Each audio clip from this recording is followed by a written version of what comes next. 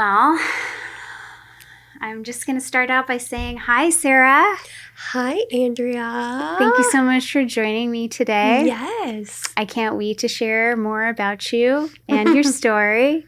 I've got some good questions for you. So thank you for entertaining me and us. And so we'll just get started, okay? Sounds great. All right.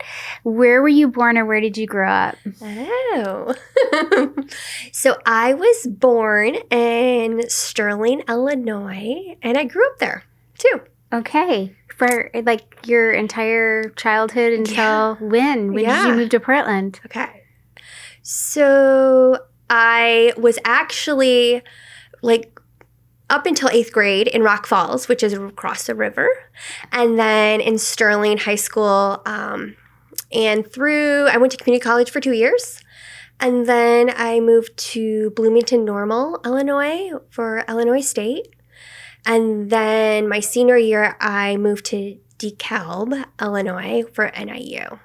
So I was in DeKalb and then did a little bit more in Sterling area and then Schaumburg, Illinois, so Chicago burb, and then moved to Atlanta for 9 years. So I was in Atlanta and then I moved to Portland in November of 2019.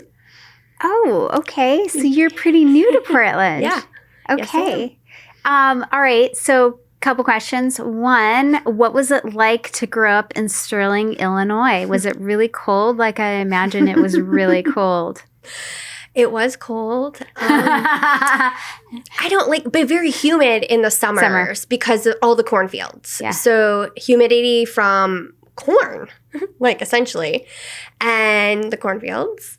And then everyone will ask, oh, did you grow up on a farm? No. Did not grow up on a farm, or there isn't farms everywhere. It was always like a steel mill. And there's factories for hardware and such that were really like the foundation of the community. And then over time that had changed with the different closures of those factories. So kind of like an industrial town, very diverse. And how far away from Chicago? So from the center of Chicago to Sterling was 2 hours. Okay. Yeah. So you moved closer to it for college or university? So central Illinois, not really, because that's where Illinois State. So northern was about an hour away from downtown.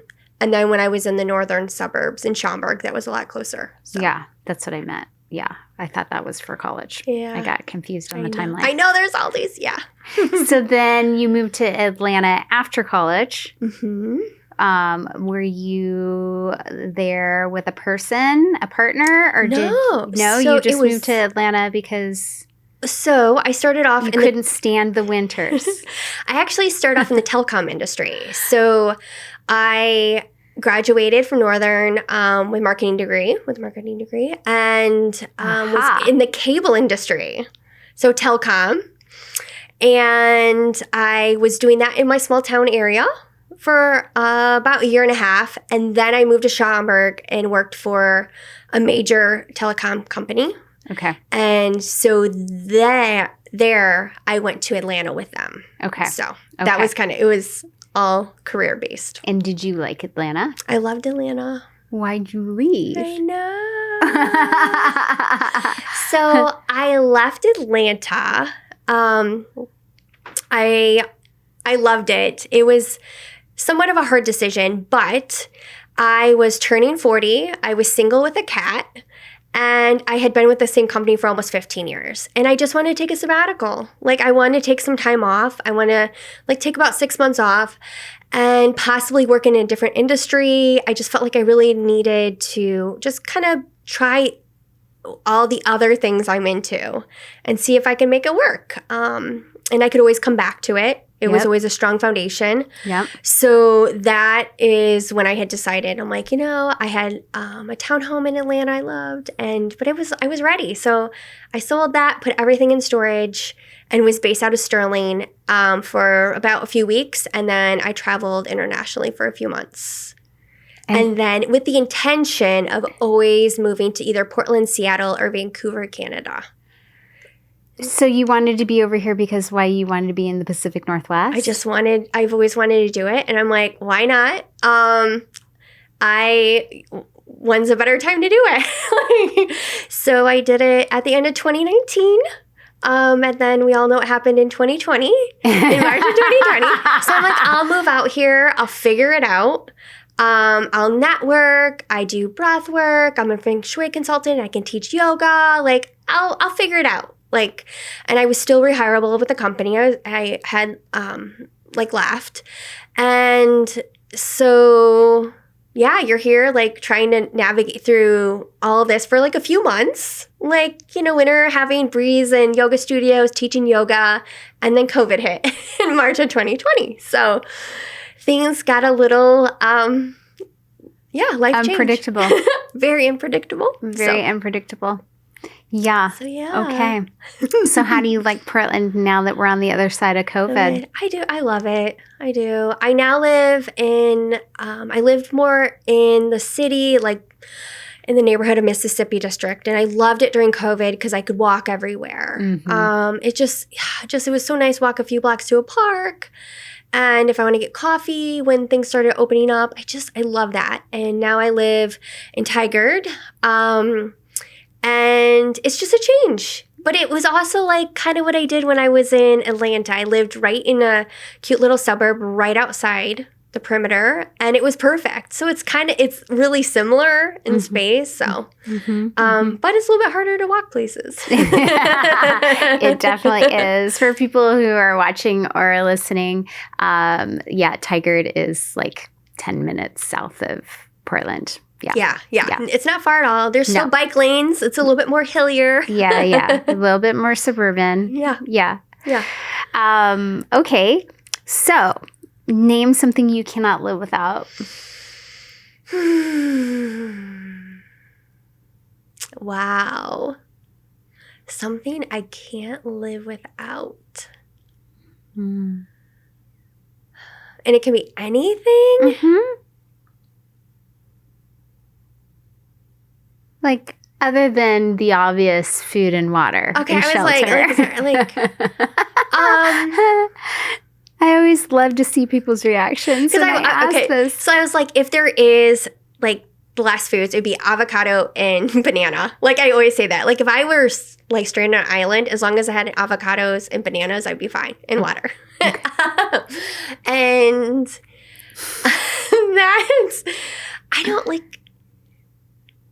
I would say it's like some kind of music, some kind of like grounding music, and or something to read, like I love Mark Nepo's book, Book of Awakening.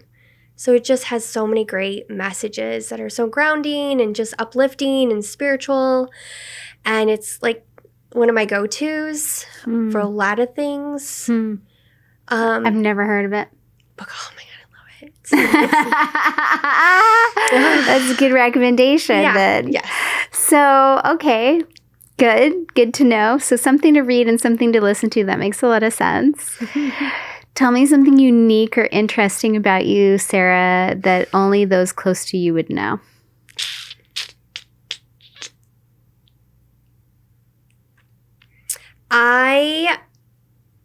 This is the first thing that comes to mind is in high school, I was senior year where people are nominated for funny things. Mine was like the most unique laugh. So I'm gonna keep that. Like, yeah. Laughs are really interesting. I was just talking about this with somebody that I work with, because not everybody feels comfortable letting out a real laugh, right? Because either we were made fun of, or, it's too loud, or we get self-conscious about it, or it reminds us of one of our parents that maybe we inherited it from, right?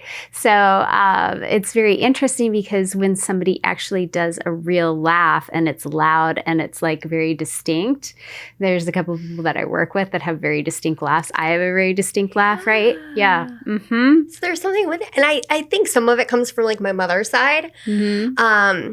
Just a fun like little thing. A few years ago, because of all the DNA testing that's out there in the world, I grew up as the only granddaughter on both sides of my family, and specifically on the one, I was the only granddaughter. And I found out I have a cousin, and we connected, and she's about 2 years younger than me. Very similar laughs. So it would have been a scenario if we would have crossed paths and I would have heard the laugh. Yeah. I would actually say, "Where are you from?" Yeah. It is. And I was part of a speaking circle that was all virtual. And at one time she had joined, and No way. No. I introduced her to her. But the person facilitating had mentioned later, like, if you would have never told me that you were late, he goes, I would have known just by the laugh. Oh my gosh, really? Yeah, and some of the demeanor. And we never grew up together at all. Like, isn't that interesting? Yeah.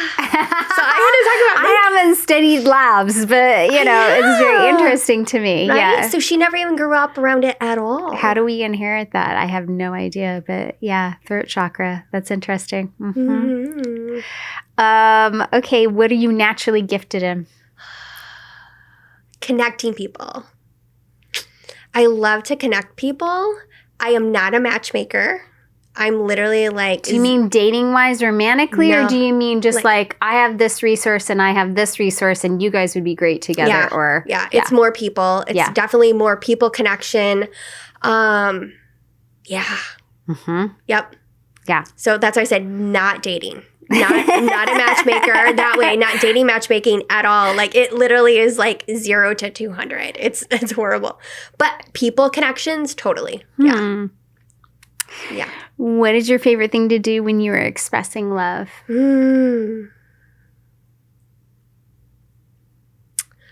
Interesting. Expressing love. Just, I think my full presence, just being fully engaged, full presence. And that love can be like just conversation-wise with anyone. Just having the full presence and just being there. Yeah. Mm-hmm. Yeah. What qualities do you most admire in a woman?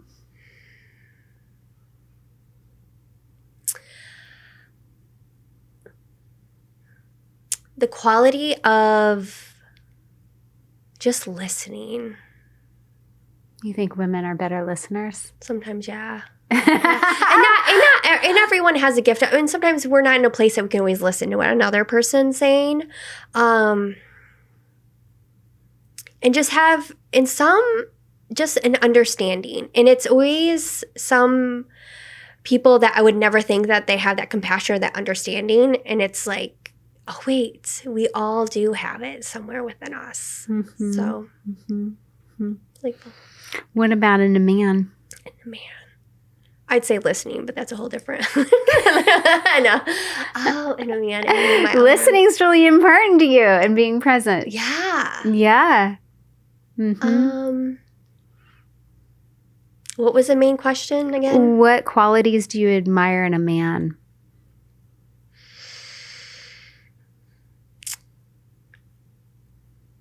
Their groundedness. Mm-hmm. I'd say their groundedness. Mm-hmm. And their groundedness is different than like the divine feminine. So for sure. Yeah. They keep us grounded. Yeah. Yeah. Yeah. Mm-hmm. Yep. What did you love doing as a child? I love to go for walks in my neighborhood by myself or with my dog. And this comes up a lot, and it has in breathwork when I've done it myself. Like, oh my God, this is why I love walks. And I lived on a street that, if I were to go back and look at it and go down it, and my parents made this comment too, is it almost looks like a campground, like road. Like when you go down. Now the homes were not like trailers or campers or anything like that. Some were cabins. And there was a mixture of homes because it was along a creek. Or creek, however you want to say that. A creek. I know, creek. And so it was just a mixture of home spaces, let's say. And at the end of the road, there was just like these kind of like forest wooded areas and just like see the flowers, like the violets, and just kind of wander there and then wander to the end where it then met the other road that was behind us, like going through the gates. And I find myself doing that now, like it's streets, just walking in the neighborhood and like, oh, where does this go? And this reminds me of like, oh, it just leads to another path and journey of like, what's down this street? And that was the moving here and then being here during the pandemic. There's a lot of outside time walking around, and I love walking down the alleys. Like, oh my gosh, like the little like messages from the universe, or like I came across Robot Alley. Anyway, it's just like little hidden gems that you wouldn't always see. So you love the process of discovery and adventure. Yeah. And it's innocently just, stumbling upon something. Yep. Just, meandering in nature, in neighborhoods. It sounds really lovely. Tell me a childhood memory that you've never shared with anyone.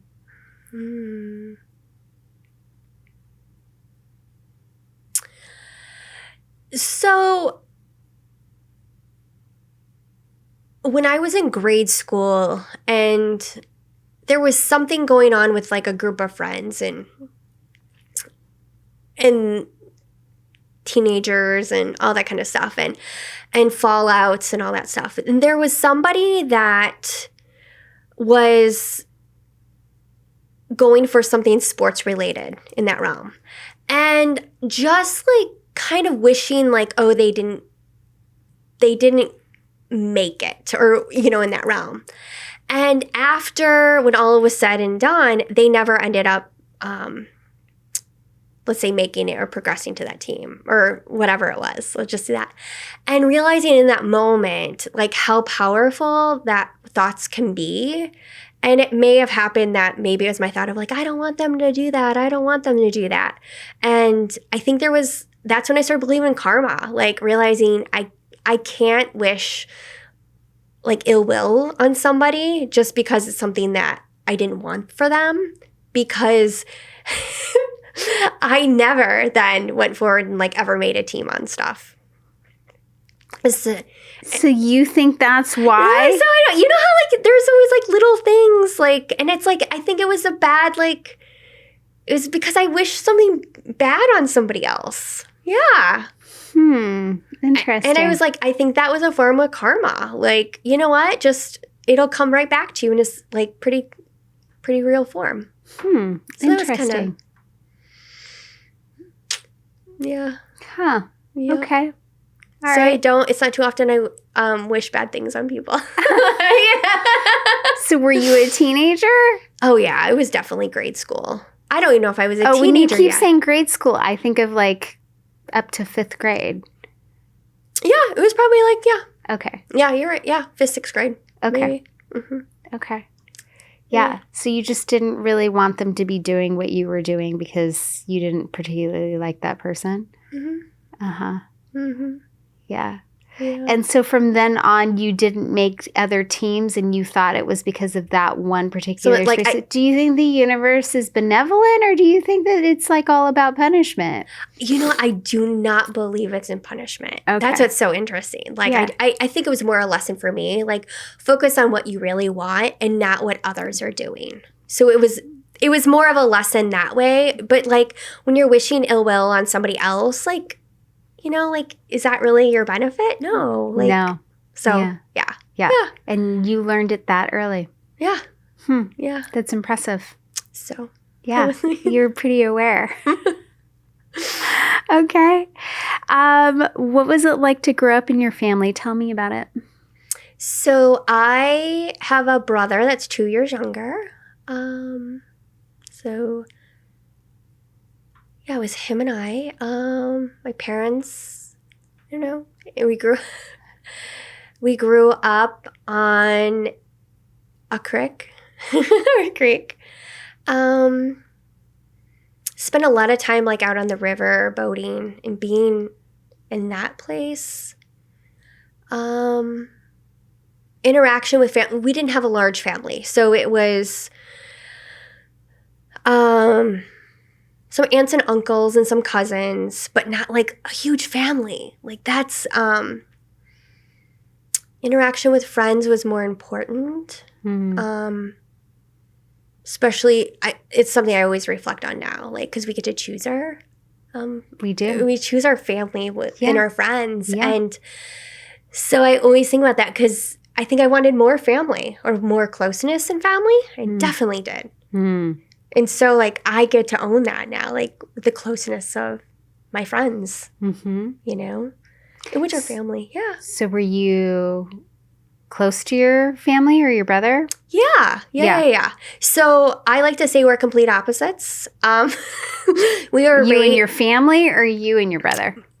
Me and my brother. Okay. So I always say, like, we were raised exactly the same, but I mean, we're different. I'm 5'2.5". He's like 6'3". So like that's size wise, but just, I mean, I'm into all this stuff.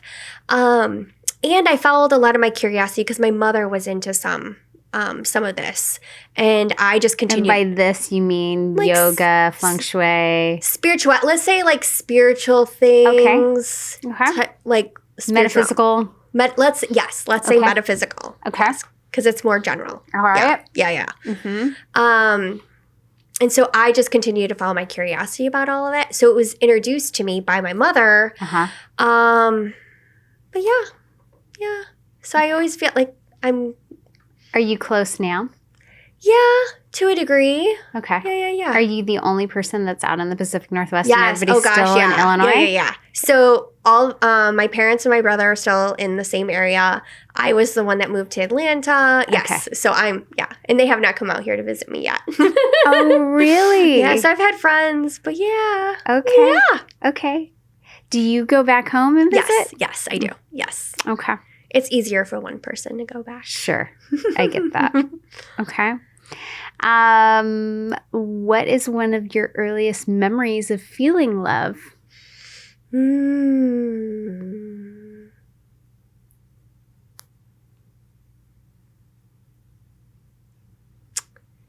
Gosh, of feeling love. I don't know. Now, if I see pictures, I'm like, those are moments, like, I could feel the love coming through the picture. There was one time I was sick and my mother was rocking me. Like, I felt that. Like, but I was sick. Like, it's interesting, like, how the memories that we have. And I've had this conversation with my grandmother that's since passed, but I grew up in a generation where, like, it was like we just knew we were loved. Like, there were some, like, we would say we love you, but there was not a lot of, I did not come from a touchy-feely family, like, at all. We're more touchy-feely now, but still, like, so I think it was one of those things, like, I just knew I was loved, yet it wasn't till I got into work like that, like yoga, and especially breathwork, that I was like, oh, wait, there's more here. So a lot, and working through that. And also realizing, like, I came, so if, just knowing I was loved, feeling I was loved to a degree, but, like, how that generationally, talking to my grandmother, she's like, oh yeah, we never, like, we just knew we were loved. We never said that. We were never told that we were loved. Her generation is very different than your generation. Yes, right. But, like, how Aren't you considered a millennial? No, what's the other one? Are you Gen X? It's in between, yeah. There is no in between. Which one's the older one? Well, Gen X, but you would be at the I think I'm at the bottom of Gen X, and I'm turning 50. So, yeah, I'm pretty sure if you're in your 40s, you're a millennial. Yeah. A millennial? Yeah. Okay. But I'd have to look again. I know. I know. I'm pretty sure that's what I'm leaning towards that. Okay. Yeah. So, okay.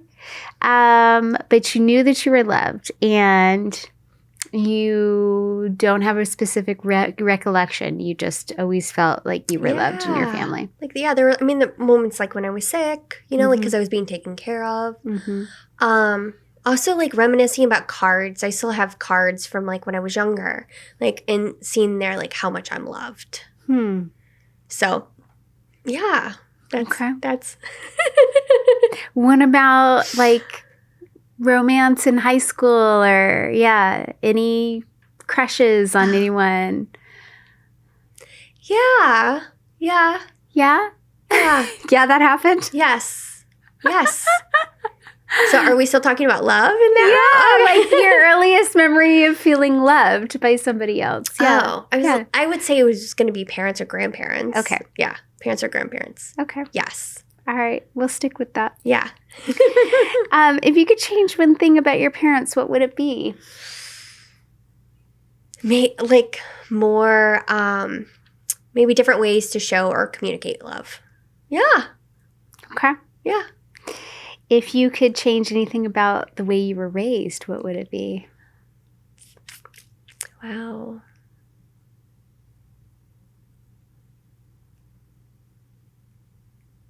I don't know if I'd change anything. Okay. Yeah. Because I think everything, the way I was raised and just everything that happened made me for who I am today. Oh, for sure. Like, that's like, I don't know if I would have. So your parents did a really good job. Yeah. In your opinion. Yes. Yeah. Yeah. Good. Yeah. That's awesome. Not everyone feels that way. So yeah, because now I've also responded to a lot of things where I may not have been, felt like I was fully supported, like in emotions. Like I was always crying. Like I always had a lot of emotional things, and then reflecting on it now because through breathwork and stuff, like that was just the space I was in, and still can be. Maybe if my parents understood it a little bit more, but I don't think that would have changed. Yeah. Okay. Yeah. What drew you into Feng Shui, yoga, and breathwork initially? Okay. Yoga. I took my first class in college as an elective, and I was like, this is awesome. I really like this. What did you like about it? That it wasn't all balancing poses.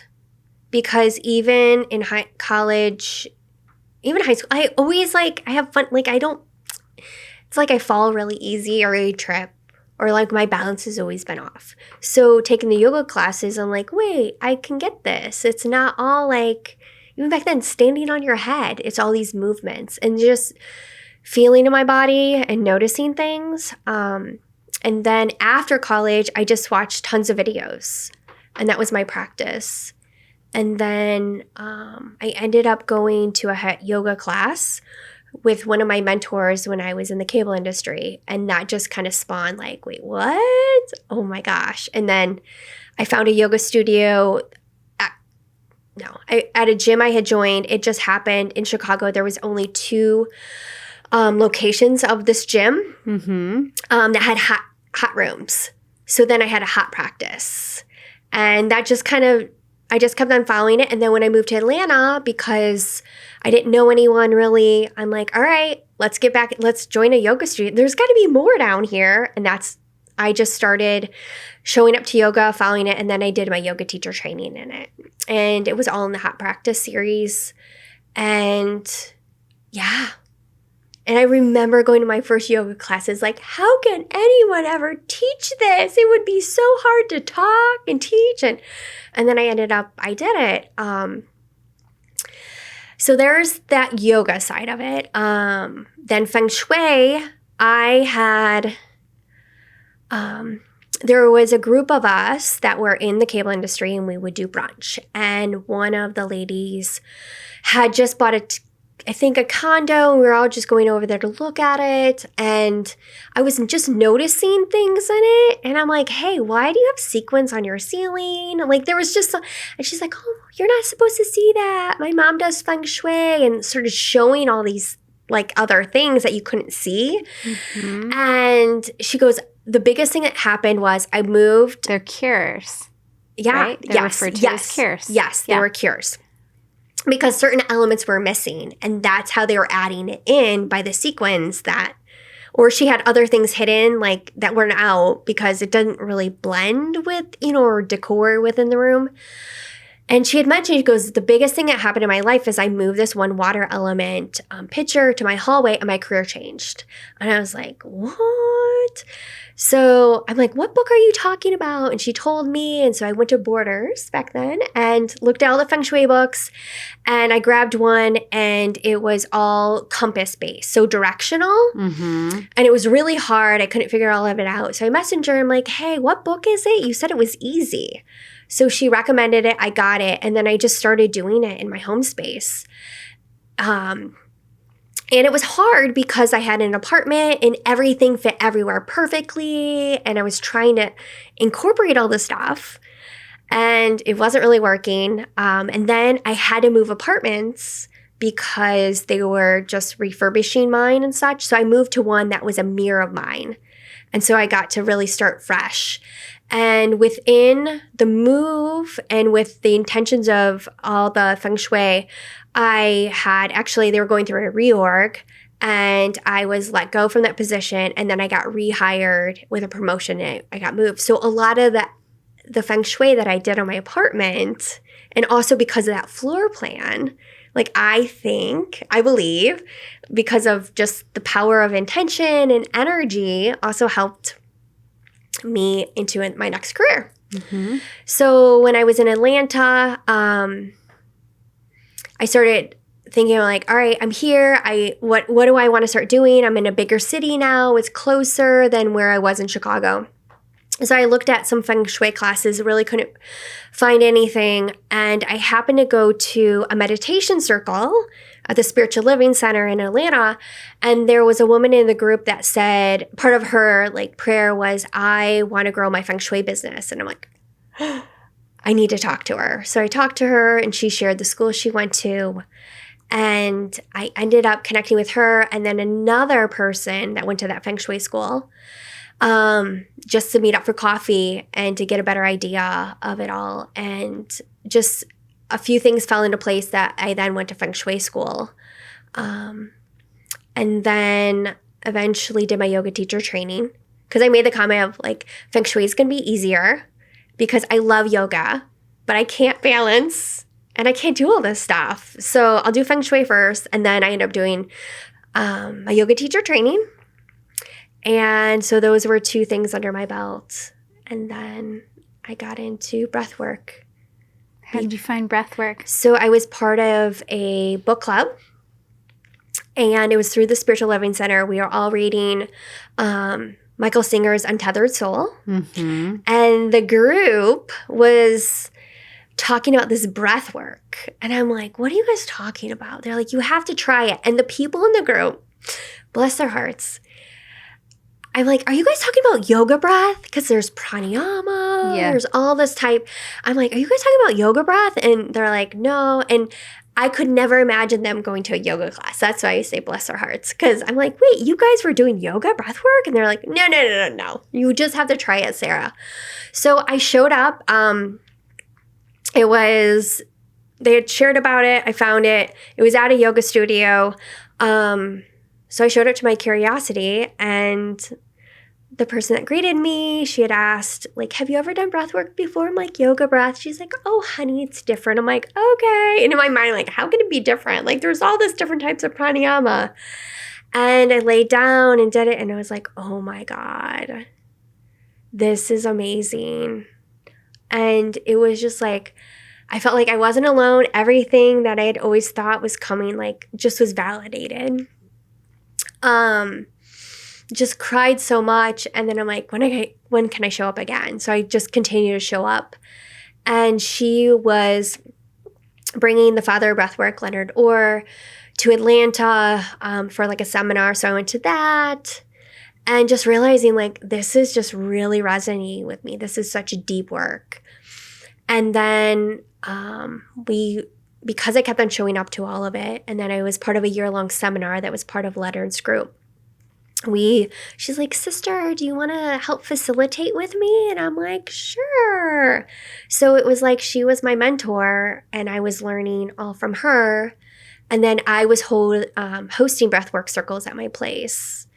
And it just experience from her and through a lot of the Atlanta community was pretty big with breathwork. I feel like you were certified in a particular type, though. Yeah. So I wanted to take additional training in it, like just like more information. How can I support people more? And at that time, there were a lot of trainings that were around the country, but they were more weekends. So I'd have to fly somewhere, stay somewhere. Right. Like, and it wasn't like all. So she had suggested that I look at Clarity Breathwork because Clarity Breathwork you can go to Costa Rica for a week. So you're there, you're doing it. And so that's what I did. So I signed up with Clarity Breathwork. I did level 1 and 2 there in Costa Rica. I did level 3 and 4 in Northern California. And then that is kind of when I was going through like, wait, there's more out there in the world. I just kind of want to take some time, take a sabbatical.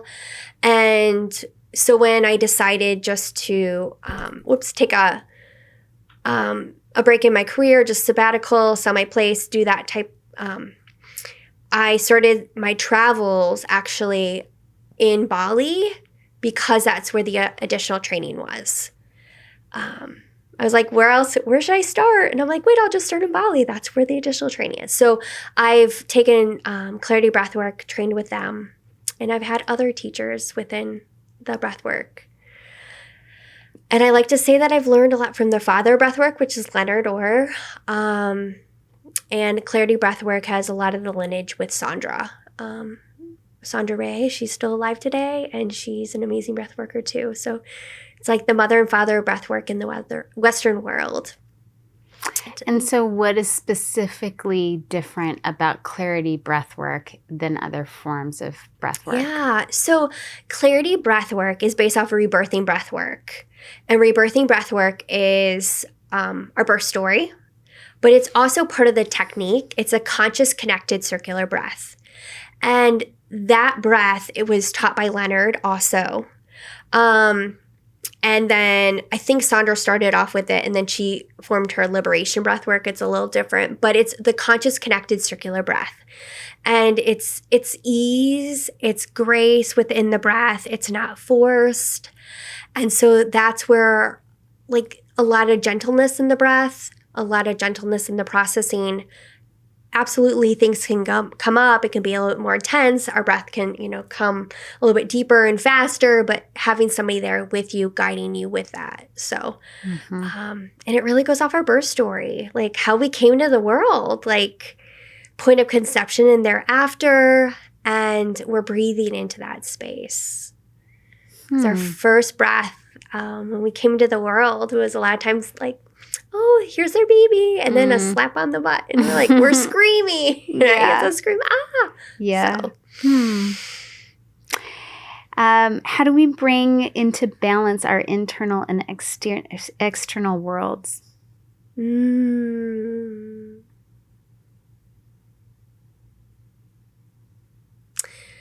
you repeat the question again? How do we bring into balance our internal and external worlds? So I love working with both of the internal and external, with both Feng Shui. Feng Shui means seen and unseen, like the wind and water. So working with our physical spaces, what we can see and what we can't see, working with all the elements. And so there's that. And then breath work is really also working with our subconsciousness, our cells, the memory, the emotion, the trauma that's in our cells that we can't see, but at some point we probably did see, and that's why we stored it. So physically within our body, it's the seen and the unseen, like what we're going through. And then within Feng Shui, it's the external, but yet the seen and the unseen. And working both within our bodies and then also in our physical space. I don't think one is more powerful than the other. It's a nice, like, working with both of them together. But if we were really to focus on that, the balance is also within us, is working on that space within us. Because our physical space will always be out there, but that physical space and that the balancing of the elements, or sometimes we have more of an element, that is then also a reflection of our inner world. And within Feng Shui, one of the main I'm going to say sayings, and I say it very generically, but it's, Excuse me. you know, our windows. So our windows in our home and even our cars or wherever are literally the eyes to our soul. So, like, how are they clear? And so getting more clarity within the external is also like how we're able to get more clear within ourselves. Because if we're walking around with really dirty windows, you know, we're not getting clarity within us. So we should wash our windows to our home. Yeah, that's also, like, I love to say, if you really want to shift things or get more clear about stuff, like, clean your windows. Yes. Yes. Get There more you clarity. go. Good advice. Okay. What is important about clearing energy or clearing the energy of your space? We bring in so much just with our experiences in everyday life and the cleansing of that. You know, there's a purification within ourselves with even breath work. It's recommended, like taking a shower, clearing your auric field before and after, but even especially at night. Like, we carry so much emotion, memories, you know, through our whole day. It's intense. And, like, rinsing that off before we go to bed, that purification. Mm-hmm. And so with that said, like, the purification in our spaces, like, we're coming into those spaces, or people are there, or they're walking by, and how can we cleanse it? And yes, we might want to hose it down and take it, but we can't always. So, like, using the purification of smoke and that cleansing, the fire element, and absolutely water. You can use water in more of a gentle way. Also in bowls, like if you're holding space. I've done this a lot. Like if I have friends over or guests or party, like having a glass of water with some Epsom salt to help. You know, a lot of people are showing up with even though they're your friends or family, like there's a lot of discussions and stuff. Your home isn't usually used to that, or your space or your office. Mm-hmm. And just like, it's in a way, it's grounding that, it's cleansing it. Mm-hmm. And it's also symbolic. Mm-hmm. It's like a ritual symbolic that you know that that's there. And then at the end of the day or at the end of the evening or whatever, then you're releasing it and just sending it into Mother Earth, putting it that way, or into the garbage and taking it out of your home. So it's two different ways. It's within our physical space around us. It's also like drinking water, like how water is purifying for a whole body and cleansing it. Mm-hmm. Just drinking and then rinsing ourselves off and taking Epsom salt baths ourselves, you know? So that goes back with the inner and outer world. Like and we're all here just practicing. We're not experts in it. Some of us have a really strong ritual and practice in that. And some of us might forget. Like, just be easy with yourself. But notice, like, when you do have that as more of a ritual and a daily practice of, like, rinsing yourself off or clearing your space with maybe it's Palo Santos, which has a beautiful smell. I like it. Some people don't. Or sage, or maybe incense. Or even you can spray water, like essential oil water in the air to help with that cleansing. Mm-hmm. So, and it's something you can do every day or just like whenever you feel like you need it. Mm-hmm. And I don't know about you, but I get in funks and I'm like, let me sage. Hopefully I'll feel better.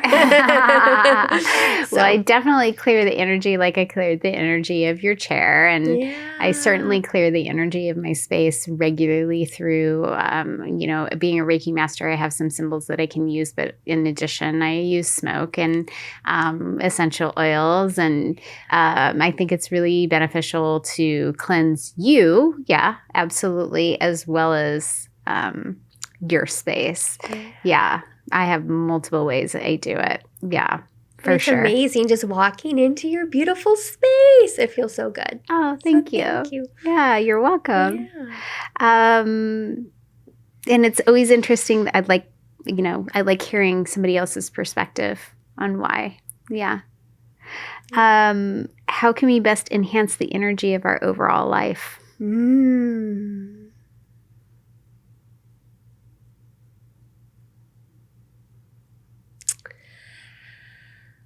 Having like a ritual, a practice, some sort, like, like it's simple as taking a shower, like rinsing that off.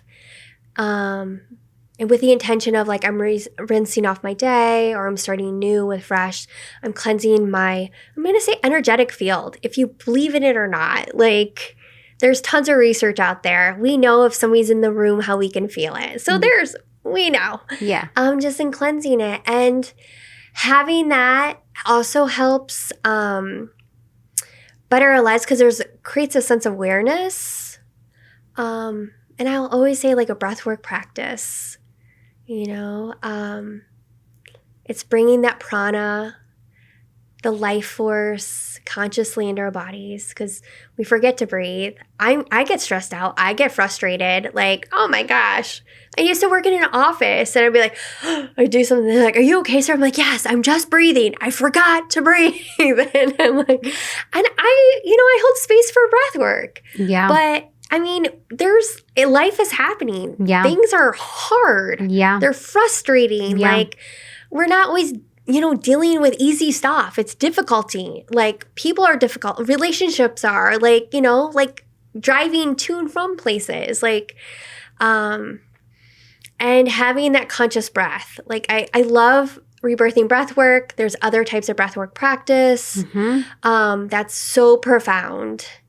And it could be alternate nose breathing. Just like that also activates so much in your mind, your brain, also grounding, the box breathing. There's so many other different pranayama techniques. And just having that in some type of regular practice, What does breath work do for you? Now at the, because I've processed it a lot, I've done a lot. And the theme at this moment is just cleansing so much that I've carried or that is in mine. And some of it is, I feel like I'm a compassionate person. Like, I want to help people, and listening to others, I sometimes take on stuff because I can feel it, and like letting that go. It's not mine. It's their story. It's their stuff. So a lot of the breathwork practice is really like cleansing and clarity. And I'll also get lots of, like I say, hits, initiative, like different things I need to do, who I need to follow up with. So it becomes like almost like a meditation. Yeah, it does. Like, and when I was starting off in breathwork, I was getting Feng Shui insights, and I still do. Like, oh, I need to do this in the house, or I need to shift this, or change this out. And it's stuff I would never think about, like, if I was not lying down doing breath work. Interesting. I'm like, okay. It gives you space to receive. Thanks. Yeah. Yeah. Yep. By purging. Yeah. Yes. Okay. Yes. Right on. What have you learned the most about self-love and self-care? I need it. I need it. And I've had, so, some of my therapy sessions that I've gone to, my therapist would be like, so what are you doing for, I'm like, really? Like, I do so much self-care. Like, I do. And it's. Have you always? I don't. Like, where did you learn that from? I know. I think it went for my walks when I was a kid, going for the walks in the neighborhood. Okay. Taking time out for yourself. Yes. Yeah. So even now, like, it's free to go for a walk. It is. And there's so many different meditations or podcasts and things like that, doing that. And I like to get body work done by like a massage therapist that does Reiki and energy work, but sometimes that's not always feasible, like just logistically or financially. Mm-hmm. But I really try to treat myself that way if I can, or different other healing modalities too. Mm-hmm. And my number one way that I love to celebrate something, it might be my birthday or like, I don't know, happy moments, is like I love to go to a yoga class. Like that's how I celebrate. You still love yoga? Yeah. Yeah, like that is, yeah. So right now I'm actually, I do more yoga for my own practice. I'll teach occasionally, but yeah, it's, yeah. That's how I celebrate. And yes, I might have ice cream too, you know? Yeah. But, yeah. yeah, like that's how I celebrate. Hot yoga is so hard for me. It's so hard. I mean, I really love being warm, but that is like, yeah, that is to a whole other level. it is. Usually I have to sit by the door and like, So is there a crack under the door? Yes. So, and I love regular yoga too, I want to say. And I've really embraced, yin and restorative. Yeah. That is where I would get so many insights with also Feng Shui. And yes, I would say majority, probably 80% of my practice is yin and restorative. Nowadays. Yeah. And when I really need to shift things in my body and my life or get more clarity, I'll do like a 30-day yoga challenge. And a lot of it includes yin and restorative, but also sometimes a hot practice. Yeah, there's something there. Now, it's hard for me to teach a hot class. Yeah. Yeah, it is. If I teach, I typically am teaching yin restorative or just like a vinyasa flow. Yeah. Okay. Yeah, I'm not teaching in a hot room. No? It's so hard. It's good to hear that you think it's hard. It's hard because like for some reason, like if you're moving your body, you're doing a series that you always kind of know what it is. You're kind of out of your head. You're out of your head, but yet you're focused on what you're doing and you're not so much in the heat. But if I was teaching, oh yeah, it was a lot harder. Yeah, I would agree. Yeah. I think it's hard in general. I know hot yoga is not for everyone.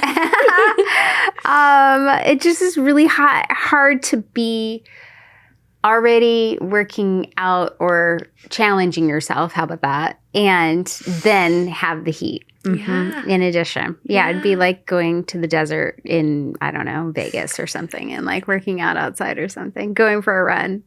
Yeah. Yeah. Anyways. Okay. So what are your daily practices? So mine will fluctuate on what I have going on. So right now I'll sit, I do mantra in the morning.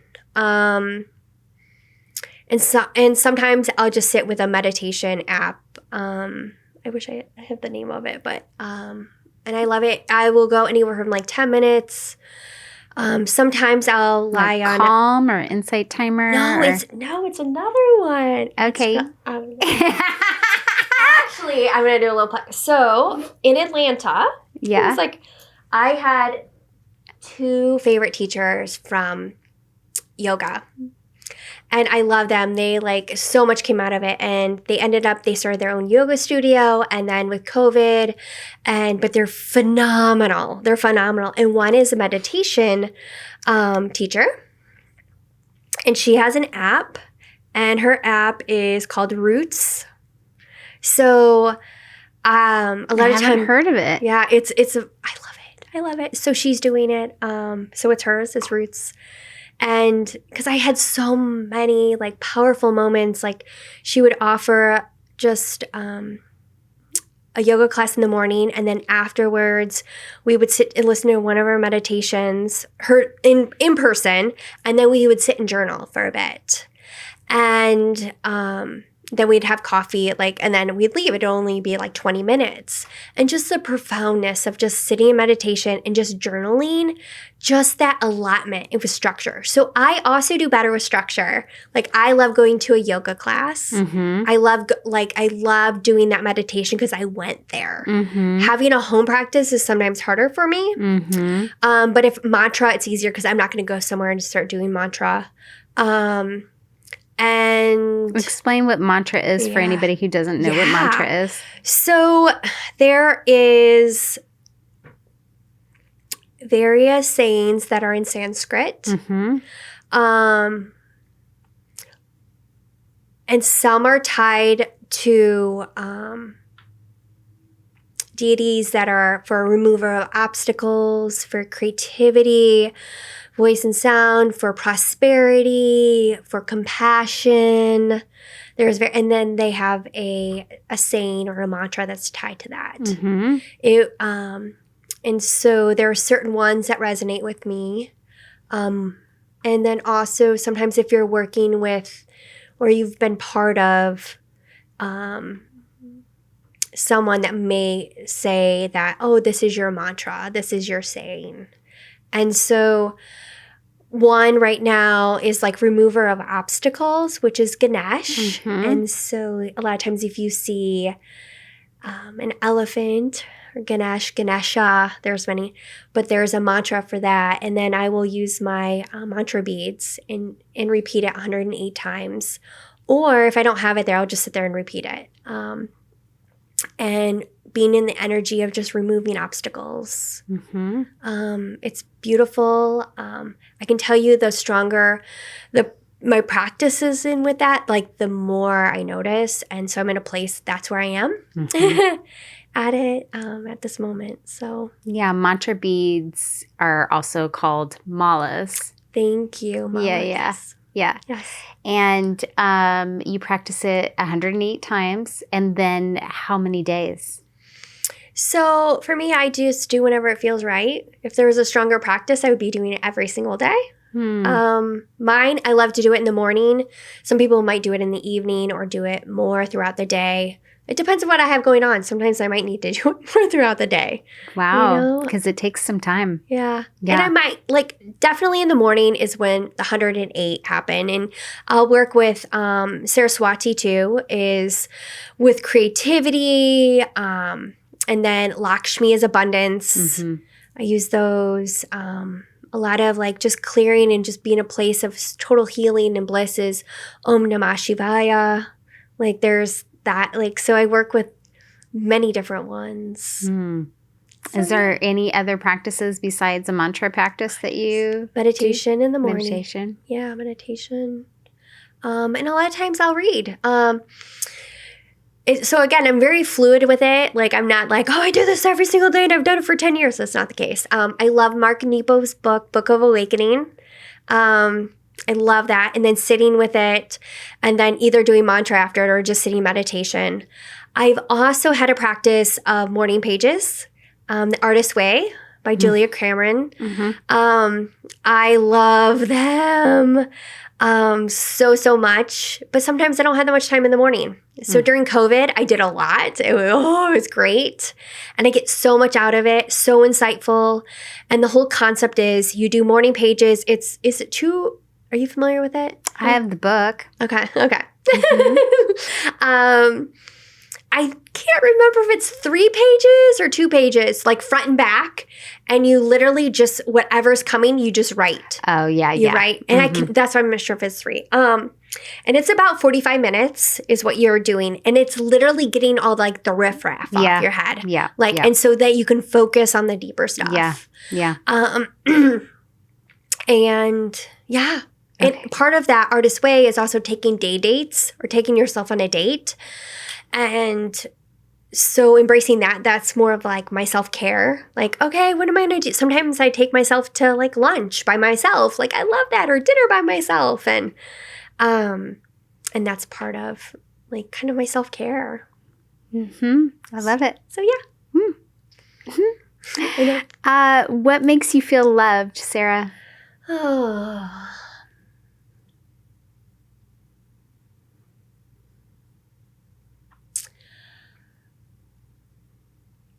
My friendships, the conversations we have, but also there's time I like to say a breathwork space holder in group breeze or even with clients, and just listening to them and their process and just hearing how they're grateful for the experience they had with me, what came up in that, and just being with that. And I walk away like, okay, I love what I'm doing. Like, I feel loved. Like this is where I'm going to get my validation, you know? Like, we love being of service. Yeah. Mm-hmm. Yeah. Giving Even back. in like yoga classes, it came up, you know, like afterwards, like, this is great. I had all this stuff happen. I'm like, oh, thank you, you know, and just like listening to it and honoring it. Yeah. Yeah. What has been your greatest lesson in love? Lesson in love?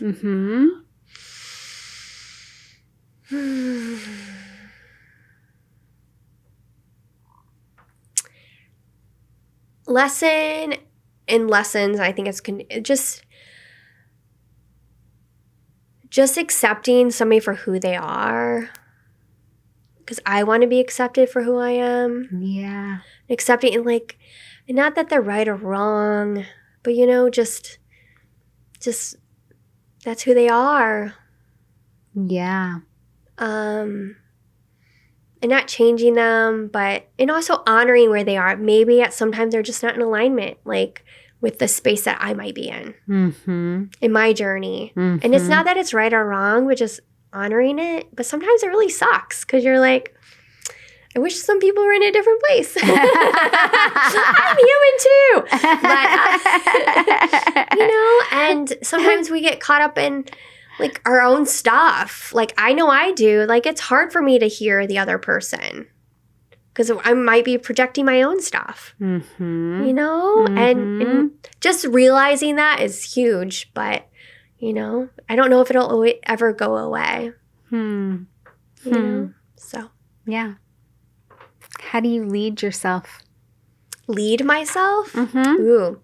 I follow my curiosity. Yeah, you do. Yeah, I do. Like, how do you stay positive?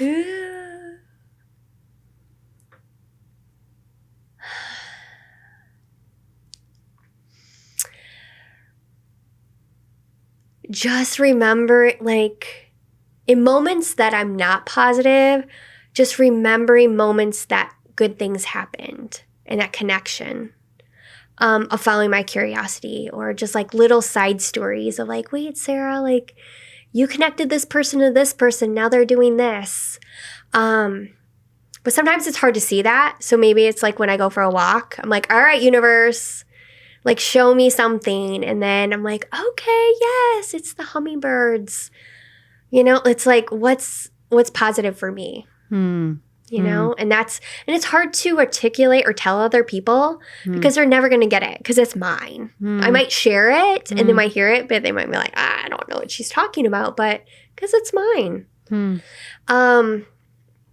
college, there was one of the classes, it was a business class, and there was a book, and in this book, it was called Mental Vitamins, and they were affirmations of business stuff. And I was like, oh my, I can't even tell you what any of them are right now. And I still have the book.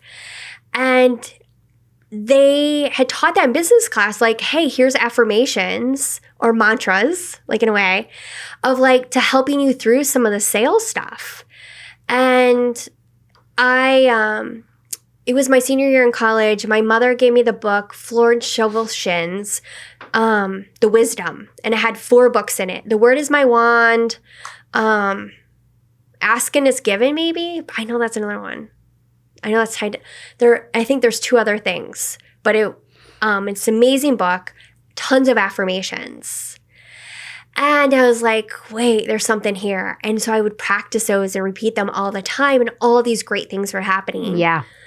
And so after that book, I'm like, there has to be more. And that's when Amazon started. Yeah. So I was like, what kind of books out there? And then I came across Catherine Ponder. And I loved reading. She sounds really familiar. Yeah. So she was part of the Unity movement, all affirmations, so many different books. And so I would just eat them up and read them, and tons of affirmations.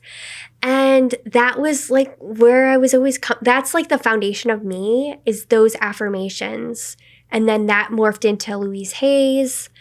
And then all of these affirmations then went deeper into mantra, like the premise, like where that energy comes from. I have no idea how I got on this. Oh, positive. Well, it's a positiveness because it started with all the affirmations. Positive. It was a positiveness of college, like of those classes. Like you can make through it. Like it's something suck, you know. It was the mental vitamins. It started off with mental vitamins, then went to Florence Solution and Catherine Ponder, Louise Hay, and then, I mean. So you love affirmations. I do. Mm-hmm. I do too. Yeah. Yeah. Mm-hmm. Okay. Who are the people who uplift you? Uplift me.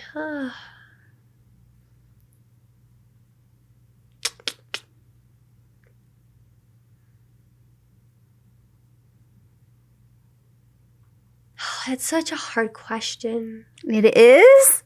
Yeah, like, I mean, I would... Because it changes. Okay. So when you say that, like, is it... A lot of times it's people in podcasts. It's certain podcasts. Great. Okay, it's like, wait. Is there anyone personally in I your would life? have to say, oh my God, Elizabeth Gilbert. Like Elizabeth Gilbert, she did Eat, Pray, Love and Big Magic. I just started listening to it again on the way in here. And just the inspiration from her. Yeah. Like how things just kind of like, you're following your curiosity. Like where does it lead you? Mm-hmm. And then a lot of Big Magic is part of that. Mm-hmm. It really is. So that's one. Oprah always has been since like second grade. Yeah. What about in your personal life? In my personal life? That uplift me? Yeah.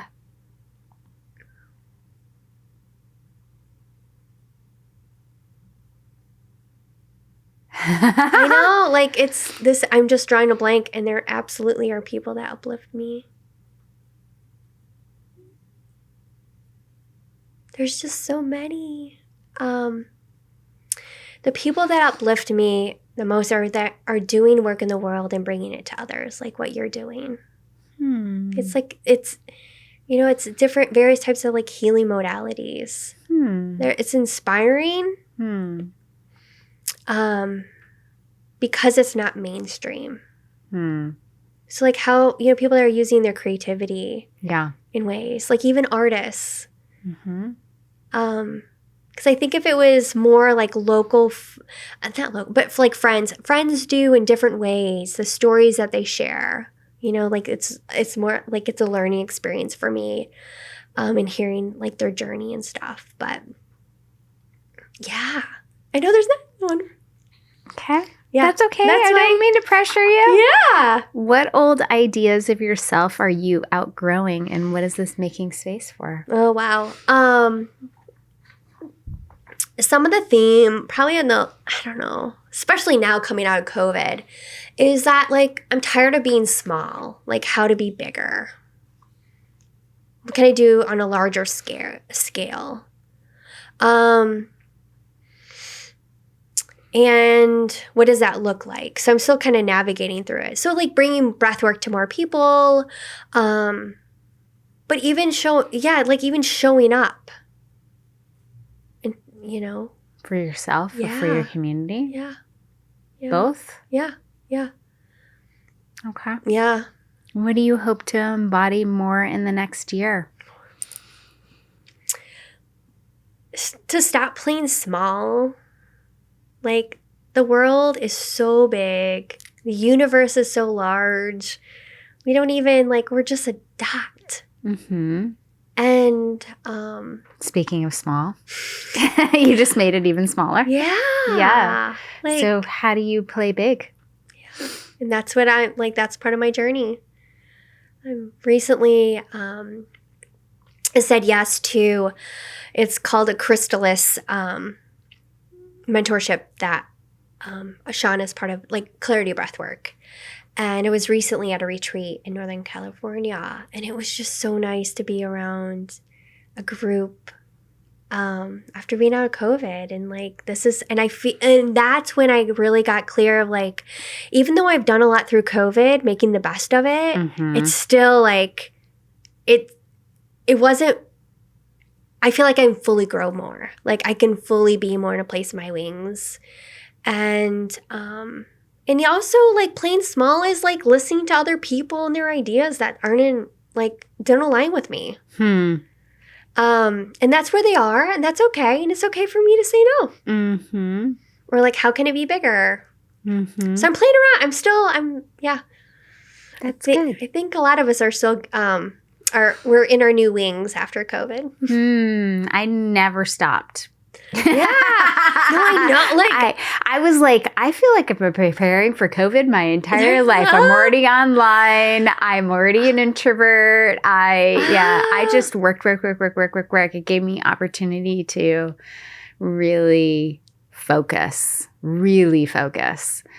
And so I really started to build my business, and I did retreats. I think that I did my Sedona retreat the very first part of COVID. My God. Yeah, I was like, why are we not meeting people? Like, we need community. We can't isolate for forever, and we need to figure this out. And there are other people out there who are isolated and alone and really want a sense of community and miss that and want that, ability to connect and learn and grow and have support in their own journey, in a collective journey. And so, I mean, maybe that's the rebel in me. I just didn't listen. I was like, there's got to be other people who are less concerned about, I'm not saying that I was reckless. I'm just saying like, I just didn't let it prevent me from continuing to live. Yeah, and you were prepping for it, right? Like it just showed up. Well, I mean, I don't know that I was prepping for it, but I just felt prepared. Prepared. Like it just I'm not didn't. Sorry. Yeah. Prepared. You were prepared. I just for felt it. like I was prepared in the sense that, like, I don't know. I felt very, very grateful. If I can go back, I remember feeling very, very grateful for the fact that up until that point, I had accumulated a lot of tools. I'd already had the opportunity to work through a lot of my fear-based thinking. I was able to really process my own emotions really well and stay emotionally regulated when other people weren't.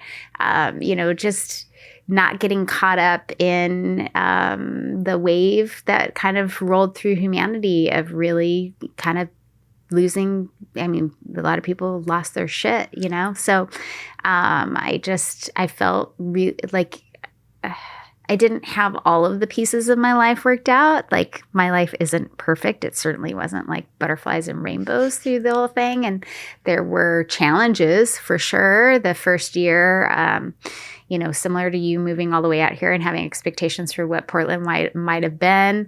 I also I went big that year. And it's really interesting because intuitively I was dragging my feet. I had like a lot of resistance, and I thought mostly it was because I had fear.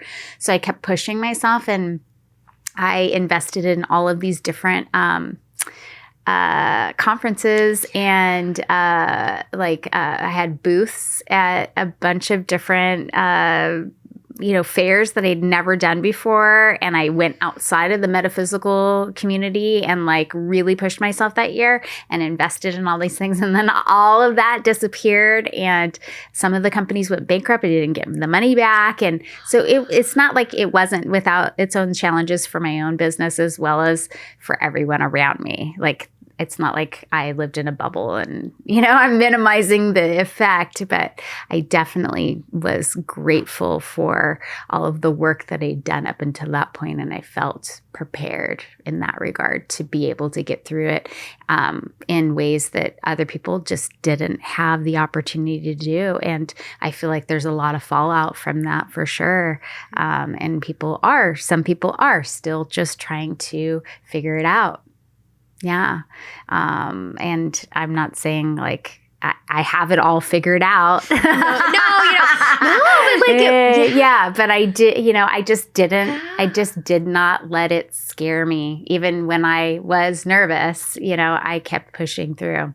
I love it. Yeah. So, and here we are, and it's almost like it never happened in some ways. I know. So that's what's weird that I'm even talking about it with other people. It's so interesting. It's almost like we all forgot. Yeah. Yeah. And I think we're okay with that. As long No, thank you for sharing all that. Yeah. Well, I knew eventually we would get here, but I didn't know how long it would take. And it opened up our opportunities and pushed you to do different things. And same thing with me. Like, stop. Yeah. Yes. Yeah. Well, yes, I hadn't done retreats up until that point, and I was like, well, am I going to wait until this is all done? So, yeah. No, that's awesome. Thank you for inspiring me. No, sure. How do you feel we can incorporate more love for ourselves and for the world around us? Just being with ourselves and taking time to follow our curiosity, like inward, and to see like what might be holding us back. So I think sometimes people are scared to like look what's there and are like, oh, it doesn't matter. But then they're noticing things on their outward world of like, maybe it's people they're around or family or career. And it's like, it's holding them back. Yeah. Like there's so much. Yeah. Like physically, emotionally, mentally that's out there. Like there's more to the world besides like watching tons of TV. Or just staying status quo. Yeah. Yeah. It's like, yeah, it's there's okay. no curiosity in that. Yeah. It's okay to change. I think people have a lot of fear around change. And change can be good. Like it's little things, you know? It's just, it's going for walks and seeing the flowers. You never know what's going to happen on the way. You might find another path. Yeah.